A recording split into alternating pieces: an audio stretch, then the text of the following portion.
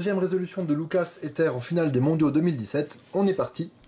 Donc pour petit rappel, il y a une X-Cross très facile en jaune que Alexandre a faite.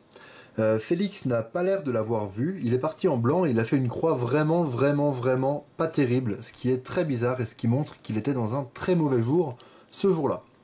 Par contre, la résolution de Lucas, elle est beaucoup plus inspirée, en tout cas le début est beaucoup plus inspiré, et c'est vraiment bizarre parce que c'est typiquement le genre de choses qu'on verrait plutôt chez Félix et un petit peu moins chez Lucas, donc là c'est totalement, les rôles sont totalement inversés. Donc il a eu un petit coup de génie, c'est-à-dire que bon, la verte est résolue, la bleue est là, la orange est là et la rouge est là. Félix, cette paire-là, il l'a complètement cassée. Vraiment, il l'a vu, il s'est dit « je m'en fous ». Cette paire-là n'existe pas, il l'a complètement cassée, c'était même pas sa première paire, donc il a même pas suivi les yeux. Lucas s'est rendu compte que après R', U2, F, on a deux arêtes résolues, la paire qui est préservée ici, et les autres arêtes qui sont sur la tranche R et qui sont bien orientées. Ce qui est complètement dingue. Donc en fait, il a eu vraiment un éclair de génie, il a vu ça et il s'est dit tiens, c'est sûr, il faut que je fasse comme ça. Après, bon, un éclair de génie, si Alex regarde cette vidéo, sois pas jaloux, hein, peut-être que tu l'aurais vu aussi. Mais en tout cas, Alexandre est parti en jaune avec quelque chose de beaucoup plus rapide. Donc évidemment, tout le mérite lui revient pour avoir vu que c'était très simple en jaune. Donc ensuite, pour résoudre les deux dernières, il a fait R2, D', R', voilà, très correct. Il a enchaîné avec cette paire-là pour aller l'insérer, donc il s'est pas trop posé de questions, il a fait une rotation dans ce sens-là. Bon, généralement on préfère plutôt dans ce sens-là, hein, pour résoudre le slot à l'arrière à gauche, mais Lucas, il est vraiment pas comme les autres, c'est-à-dire qu'il a vraiment un TPS de malade, peu importe quelle main il faut utiliser, peu importe les mouvements qu'il faut faire, il va bourriner. Donc il a fait U', un petit peu en accompagnant le mouvement, U', il insère, il voit ces deux-là, il se pose aucune question de est-ce que je la résous en faisant U, R', U2R et la rotation après, il se pose aucune question, il va faire un Y, là il y a beaucoup de mouvements à faire, mais bon, c'est le TPS de Lucas, on le connaît, il résout ça, il voit ces deux-là, tac, Y en accompagnant le mouvement, il va former la paire, il va l'insérer, et il voit les deux dernières paires, enfin les deux dernières pièces ici.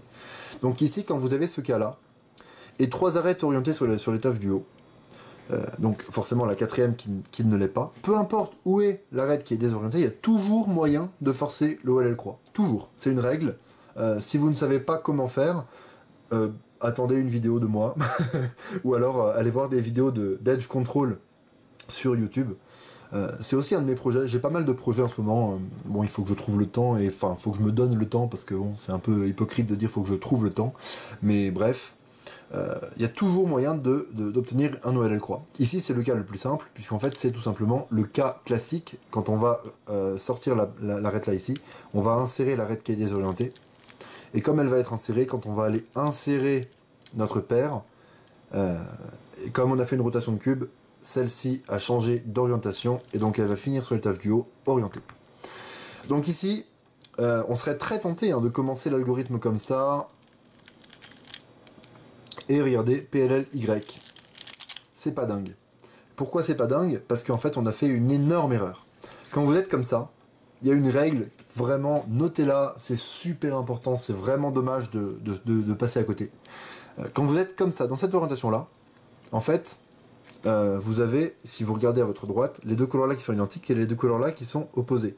C'est-à-dire qu'il ne faut pas faire l'algorithme sous cet angle-là, il faut le faire ici et en symétrique. Et vous allez avoir une EPLL, donc une E, une H ou une Z.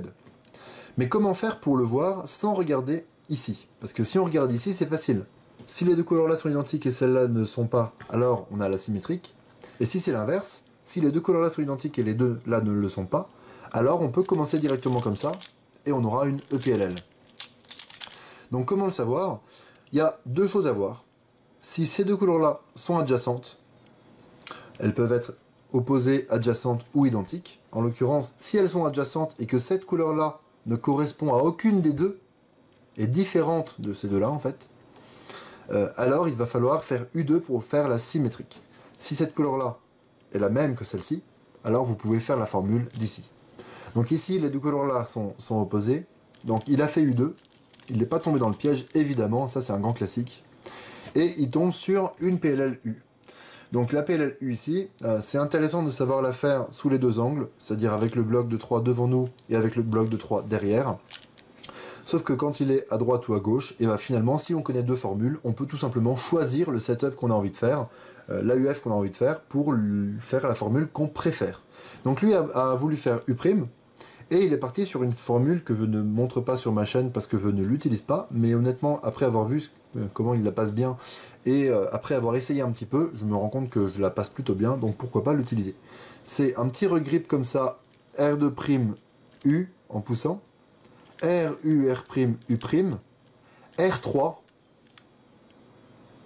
Et ça, c'est vraiment important parce qu'en fait, on ne peut pas faire U', on ne peut pas faire R' dans de bonnes conditions quand on a la main dans cette position. Et donc, le R3 passe beaucoup mieux. U', R', U, R', U. Et sa résolution est terminée. Vraiment une résolution très très très solide, il n'y a absolument rien à dire.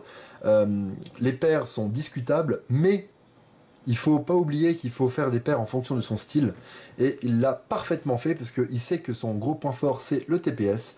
Il a fait les paires en mode mitraillette, une paire, une rotation, une paire, une rotation, ce qui a très bien marché. La dernière couronne est absolument parfaitement réalisée, donc absolument rien à dire. C'est une résolution magnifique. Et donc on va regarder ça en slow motion. Alors on va voir ça en slow motion, donc on est parti tout de suite. Regardez la prise en main du cube, toujours extrêmement rapide.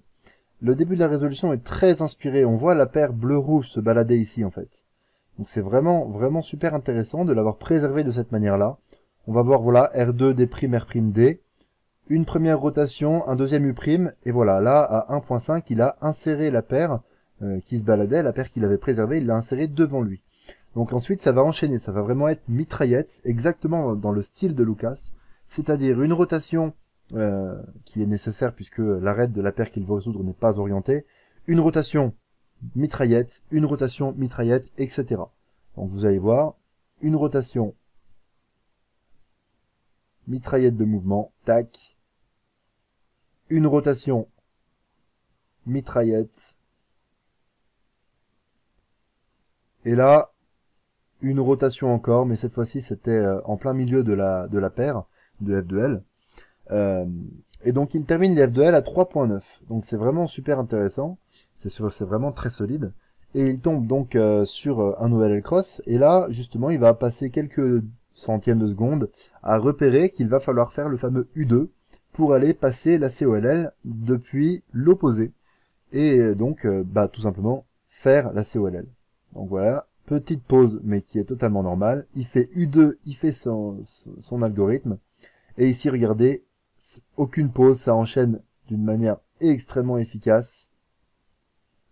Et il termine, et c'est un temps magnifique, un 6.23. Alors attendez, on va revenir un petit peu en arrière, et on va essayer de visualiser un petit peu le R3. Parce que personnellement, je le trouve magnifique. Bon, je le fais aussi dans une autre formule de PLLU, mais celle-ci, je ne la fais pas. Donc là, il commence sa PLLU. Voilà, et là, voilà. Là, il est en train, vous voyez que là, on voit la colonne R qui a déjà bougé. Il a fait un R et il va encore faire finalement 2 R. Et ça va extrêmement vite, c'est-à-dire qu'il fait un R3, on ne s'en rend quasiment pas compte. Bon, ce qui est plutôt normal. Honnêtement, il n'y a pas besoin d'avoir ses finger tricks à lui et son TPS pour faire ce genre de choses. Mais voilà, c'est vraiment très solide et la résolution est magnifique. Donc voilà, c'est tout pour cette vidéo. On se retrouve rapidement pour la troisième. Salut!